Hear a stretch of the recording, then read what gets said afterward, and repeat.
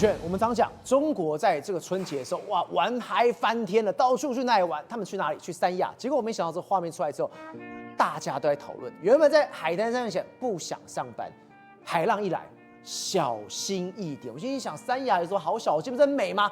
不。三亚真的出大事了！你知道，现在三亚呢出现一种情况哦，这种情况叫做经济性滞留。什么叫经济性滞留呢？也就是这些人呢回不了家，本来呢开开心心出游呢，结果现在等了7天来还回不去，因为这个大海来原本是不想上班，对不对？很懒啊，很舒服啊。就冲来之后，你才发现原来是海神的预言，早就已经跟你警告了，因为小心翼，然后这是点，小心翼。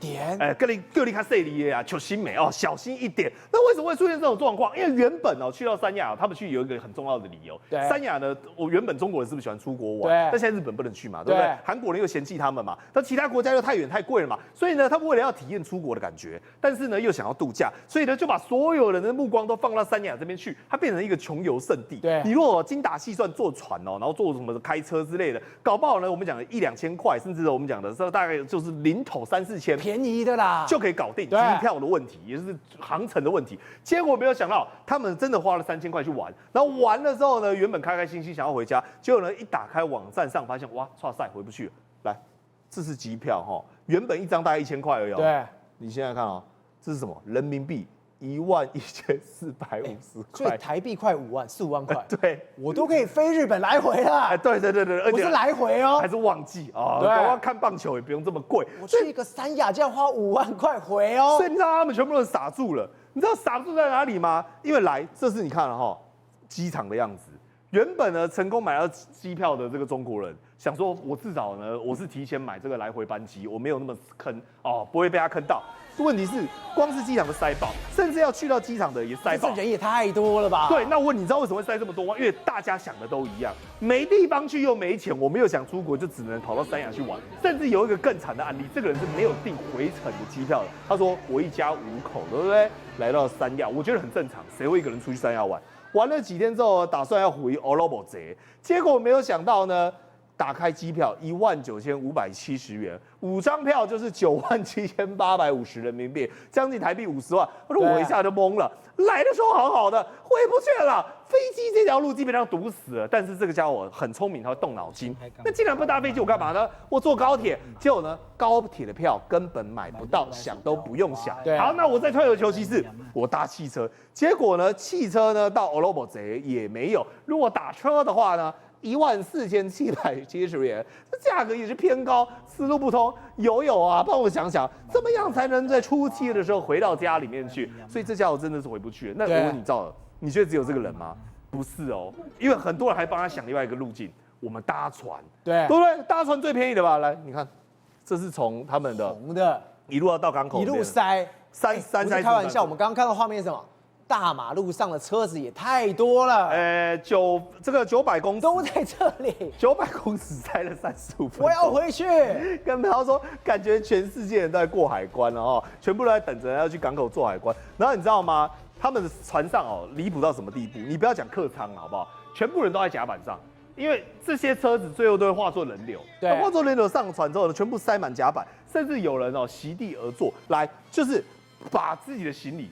就放在廊道上来，那个渡轮上面全部都是人，用塞的。它的这个渡轮上面的它外面的这个售票亭塞爆了，没票啦。对，然后你不要想说我用站位的，连走廊全部都满满。那更扯，你知道是什么吗？车子，因为他们渡轮可以载车，对，所以一台车子哦，你如果看过去，你不要以为说都是一些烂车，有些搞不好什么 B&W、Benz 都是一些好车，那叠的跟我们汽车报废厂一样。但你能想象说，如果说连走的时候是这样子，但在岛上玩的时候，你觉得会开心吗？根本不可能。来，这就是整个我们讲的海岛型，他们讲的叫做无知岛型排队方法。什么叫做呢？无知周岛，这是中国人研发出来的，对，蜈蚣型的排队吗？对，就是这样 S 型，这样弯啊弯啊弯啊弯啊弯，不是你想的人流这样排，因为人太多，所以他们只能用这种蜈蚣型排队法。哦，就整个人满为患，所以我跟你讲，这根本没有什么旅游体验。你知道这些来这边玩穷游的人，他们想要干嘛吗？他们也想要来赚钱。所以呢，其中有一个叫做摸观音佛脚的哦，就是你摸了之后你会赚钱的，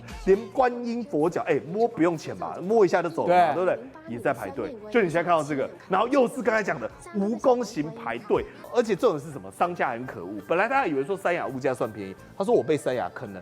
我本来呢要去陪父母孩子想放炮，结果呢买鞭炮，结果一盒摔炮。你知道摔炮是什么吗？来，这个台湾也有在卖，也是中国制的，大概30块而已。对，就甩炮，啪啪啪那种。对，他说卖到85块人民币，哇，10倍价，他卖你10倍价。真的是你刚刚讲三亚真的都是人民币。对，我想你要这样，我就拿来割的。你要这样打你不如拿铜板出来往地上砸，那个声音还比较好听一点。然后呢，有人想说，那我聪明一点嘛，我转机嘛，对不对？来，我从三亚到北京，再转机呢到曼谷。结果呢，你知道发现吗？每一个来晚上也加钱，什么意思？比如说我要去到别的地方。我要先到别的地方再搭飞机，问题是呢也加钱，然后呢我要直接转乘也加钱，然后你说我都哪里都不去了，我都不要去了，可以吧？我留在原地，来饭店也加钱，都加钱。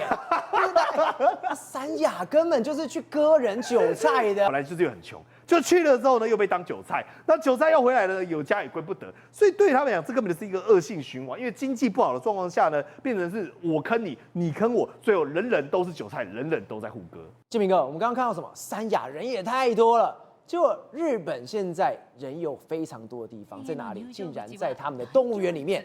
那动物园，有什么新奇的动物吗？不是说什么猫熊都已经送走了吗？结果不对哦，你看到这么多人，就是为了一只猴子。这只猴子已经在全球掀起了一个大旋风了。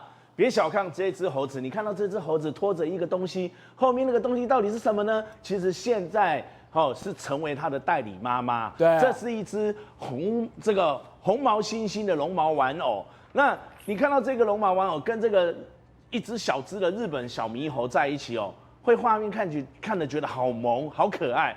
那这一只红毛猩猩绒毛玩偶最近在最近这一段时间，在许多国家，包括日本、韩国、澳洲、美国，甚至连台湾都爆红啊！对，全台湾只剩下250只啦！真的假的？日本、韩国、美国都完售了，澳洲也说他们的那边也快卖完了啊！那这一只小猴子，这个日本小猕猴，现在被日本的网友封为胖起君，加油胖起！在真的网络上去 take 它。干巴的胖起君那你可以看到这个绒毛玩偶红毛猩猩小玩偶最近红，就是因为胖起君的关系。那你看到席卷的这个在网络上许多的这个媒体包括他趴在玩偶上睡觉，甚至躲在石头当中，然后依偎在他身边，亲他，对，还会时不时咬他的这个手，咬他的这个脚，然后而且不管他吃饭睡觉到哪都带着走。你看到没有？他现在在咬着这个红毛猩猩绒毛玩偶的脚，几乎都跟他腻在一块。这一只7个月大的胖起君是去年7月26号出生，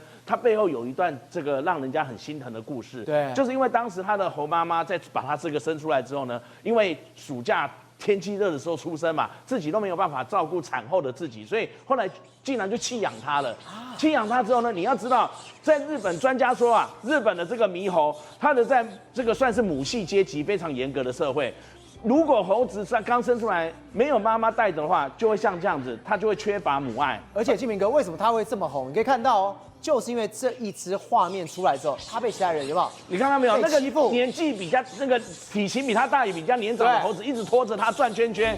几乎让很多日本网友就说，现在看起来好像是被霸凌怎么不帮他？他就只有抱着一个玩偶，所以大家就觉得很心疼，而且他没有猴妈妈在旁边带着他，他就没有办法协助之引导，然后融入他的这个猕猴的猴系社会当中。那动物园他也有出来解释说，这个是胖起君他要融入，你看他把他推开，一掌把他推开，你看到没有？他很害怕他觉得这些猴子要欺负他，所以拖着这个红毛猩猩的绒毛玩偶赶快跑掉了，甚至躲在那个洞里面，或躲在石头的岩缝当中。这一幕幕的画面都被日本的网友拍下来之后呢，上传到网络上。不管是欧美国家，还有韩国、日本当地他们自己国内，包括台湾、包括澳洲，大家都看得都好难过。所以你就看到没有？当然，这一只由这个 IKEA 卖的玩偶它也大卖。我刚刚也讲，本来16块美金，也就是499块台币，结果现在可能涨到快20块美元了。然后，而且现在你看，以台湾来讲，台湾的这个 IKEA 很聪明，还写着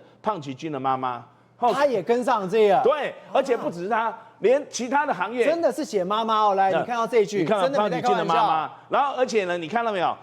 肯德基还故意是蹭他的流量，就故意做这个合成照片，说这个请你的好哥们吃一份炸鸡吧。那联合航空甚至讲说，当我路过头等舱，准备去坐我的41B 座位的时候，我们立刻订机票飞日本，为了亲眼见到这位传奇的这个本尊吧。所以每一个企业都开始看到这个胖体君的流量，开始去蹭他的流量，然后开始用这样的相关的这个照片做合成图。所以现在四川动物园在日本的这个千叶县都已经去那边帮忙加油打气，排队的人龙，你看到2月22号礼拜天的时候，那个园方还说，现在的人越来越多了，我们深表歉意，没有办法让所有的民众来动物园都可以看得到它。但是呢，有一个国家在看到这些现象之后呢，似乎当然也跟着感觉好像心疼了起来，对，甚至形容说，日本动物园小猴把绒毛玩具当作妈妈，是孤独中的温暖慰藉啊。他们也感觉好像感觉到投射到自己的这个影子上面。对，你看到没有？他写日本小儿子爆红，他抱着的不是玩具，是全世界唯一的安全感呐。然后里面甚至提到，我也跟大家讲，他这边有想到说，那不只是一个玩具，而是一个生命在缺乏真实拥抱时为自己找到的临时支点。我们之所以被刺痛，不是因为猴子可怜，而是因为它像一面镜子，照出我们自己的影子。天啊，我讲完这个我都要哭了。你投射到中国的目前的国家处境、国际的关系上，是不是有那一种被推开、被拒绝，然后恢复，想要试图再去报警，然后好像感觉缺乏了国际，尤其在这个区域当中地缘政治的温暖，所以中国人特别有感觉映照出自己，所以没想到胖体君在日本、韩国、美国、澳洲、台湾红的这个半边天，竟然连在中国大陆也引起很大的意外的回响。志明哥，现在全世界都在关注这一次胖体君，现在真的出现了第一只猴群，在帮他抓狮子。所以其实动物园方有解释，在这个融入猴系社会的过程当中呢，也有其他的体型较大的这个猕猴去帮胖体君抓狮子，然后去理毛，所以后来被民众看到之后，也觉得眼睛一亮了，找到朋友了。对，所以也出现了说，这个是动物园园方证实的，这是他在成长的必经过程啊。